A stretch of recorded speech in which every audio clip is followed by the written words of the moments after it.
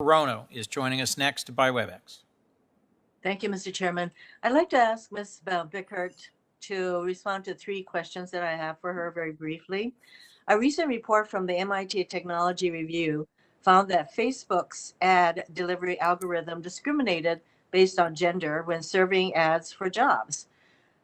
There are numerous other examples of Facebook's system discriminating on the basis of age, gender, and race and delivering housing, job, and financial services ads.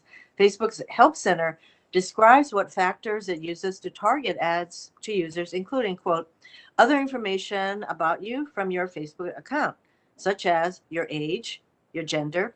Facebook also allows ads to be targeted based on things like zip codes that can be used as a proxy for race. Question 1. Are you concerned that Facebook's reliance on these factors and targeting ads results in discrimination? Can you give a yes or no answer, please, Ms. Bickert? Senator, thank you. Making sure that our ads are served in a fair way without discrimination is always a priority for us, and we do have policies in place to prevent discriminatory targeting. I'm very happy to follow up with you in the interest of time on some of the specifics of those policies. Well, how does Facebook ensure that it does not violate, for example, civil rights laws when targeting ads for housing, employment, and financial services? Senator, thank you. We have policies around when people can use certain targeting criteria. So, for instance, we don't allow some of the more sensitive targeting criteria that you have mentioned. We don't allow that for certain types of advertisements, such as financial services advertisements or housing advertisements. But I can follow up with you on some of those specifics and how we ensure that the ads are served in a fair way. So you've addressed the concerns raised by the recent report from the MIT Technology Review that found discrimination on the basis of gender, for example, that you've addressed those concerns raised by this report? Senator, I'm not familiar with that specific report, so I can't comment on that. I can tell you in my years of being in this job, making sure that we do not have discriminatory ads has been a priority for us. We've worked on that for years, made a number of improvements, and I can follow up with those details. Yes, I hope you can follow up after you've read the MIT Technology Review, and I don't think they're the only ones who raised those concerns.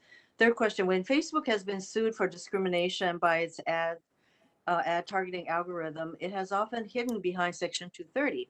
Earlier this year, I joined Senators Warner and Klobuchar in introducing the Safe Tech Act, which would remove Section 230 immunity for violations of civil rights laws. We're not talking about total removal of Section 230, but as referencing civil rights laws. Do you agree that Facebook should not be immune under Section 230 when it discriminates when delivering ads? Senator, thank you for the question. I agree that there should be regulation to hold social media companies accountable. I think that there is a lot to consider when crafting that regulation. I put out a white paper on how I think regulation could work, and I look forward to having those conversations. And I know our team does as well with your office and other offices. For Mr. Donovan and Dr. Donovan and Mr. Harris, do you think that regulation is appropriate to prevent Facebook ads from discriminating, or should we just eliminate the immunity from lawsuits for civil rights laws discrimination? Briefly, Dr. Donovan and Mr. Harris. Yeah, this is Dr. Donovan. I think that we do need to have some carve out related to civil rights violations, especially that would require oversight. One of the main problems here that we're addressing is that when automation is matched with amplification, that is, there's no review of these ads, we don't know who we're doing business with. Not only does Facebook not know who they're doing business with directly, and we see a bunch of different shell games with some of the stuff that they've implemented related to advertisers disclosing who they really are. But overwhelmingly, over the pandemic, we've seen all kinds of scams, grifts, and hoaxes that violate people's civil rights. And so we do need this. Appreciate that you think there should be a carve out. Mr. Harris, do you think there should be a carve out for civil rights violations? I'm not familiar with the exact way the legislation is written, but that is, I would be sort of in support of that. I think the important thing to recognize here is, as Joan was just saying, is that the companies make money by not having human oversight and discernment. And the Thank you. premise is that more of this, yeah.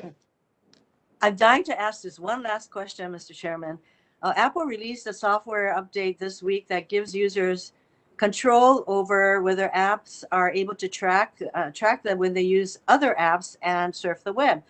Giving users greater control over their online privacy strikes me as a positive thing. This is for Mr. Harris. What do you think the impact of this change will be, both on the issue of misinformation and division we're talking about today, and the system of surveillance capitalism that companies like Facebook and Google rely on more broadly?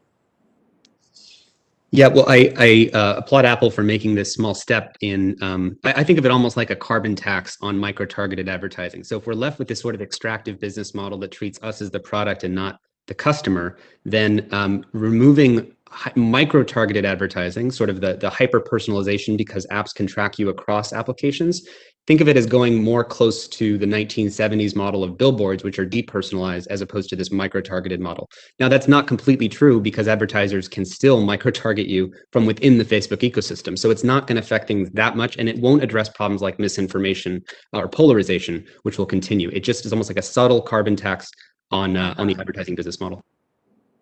Thank you. Thanks, Mr. Chairman.